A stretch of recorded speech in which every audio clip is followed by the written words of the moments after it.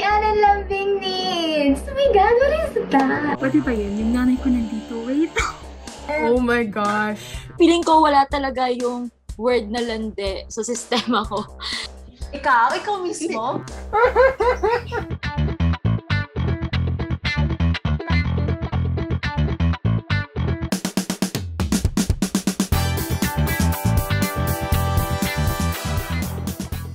Parang more chances of, for me, parang more chances of winning. I'm not the kind of person kasi to like make the first move. I'm more the kind of person kasi na nakakaramdam talaga ng bond, connection with the person. If in person, nakakasalamuha talaga, like for real.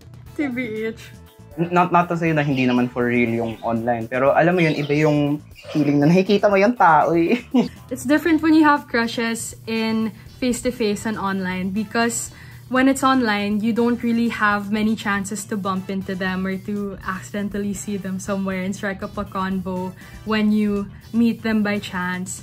Sometimes you find them in the most unexpected places. Like sometimes you hang out with friends and then they have other friends, they bring them over. Diba, sinasabi nila na parang it's very nice to have GE crushes, GE classes. It's very nice to have GE classes kasi parang dun mo daw talaga nami-meet yung mga nagiging crush mo in UP. Kaso hindi yun nangyari sa akin. Wala akong experience masyado sa ganyan. Siguro I'd like to try it sometime, pero not now because it's so scary. Speaking of online dating, parang nakakapagod siya for me. Kakausap ka ng napakaraming tao looking for the one. Tapos may narinig ako sa isang podcast, parang ang sabi niya, I'm so tired of looking for the one because I realized I am the one. Pag yung very first na encounter talaga is online, parang ang hirap ma-establish na naturally siya nang nabuo.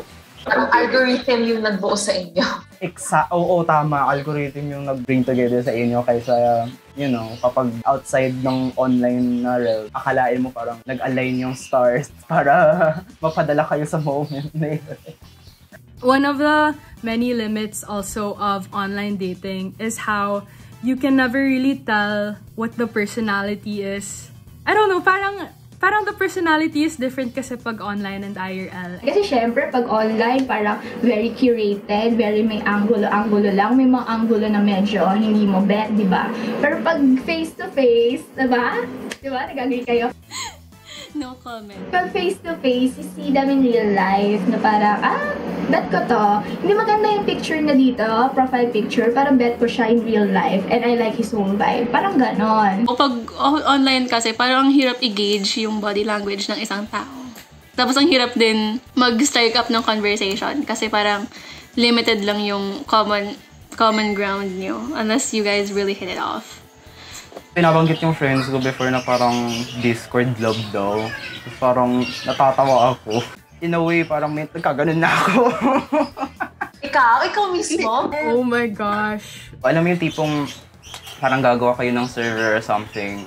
Tapos parang kayong dalawa lang with a music bot. Parang dun lahat ng ganaps nyo, dun kayo manonood ng movie, dun kayo maglalaro, dun kayo mag-share ng kung ano man yung gusto nyong i-share. Alam niyo yun, parang nakakatawang concept siya. Tapos parang, medyo guilty tuloy ako doon. Because you know how so many people say that you can tell through the body language or the way that they look at you. But sometimes kasi pag nasa Zoom kayo or sa Discord, you never know kung nagtititigan ba talaga kayo or they're just looking at their screen or somewhere else.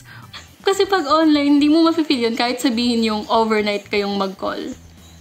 Hindi talaga siya the same. As in yung physical affection, wala. So yun, mamimiss mo talaga yun.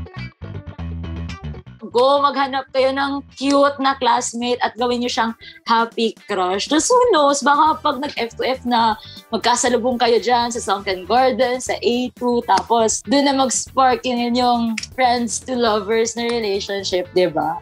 Chad, open the schools now!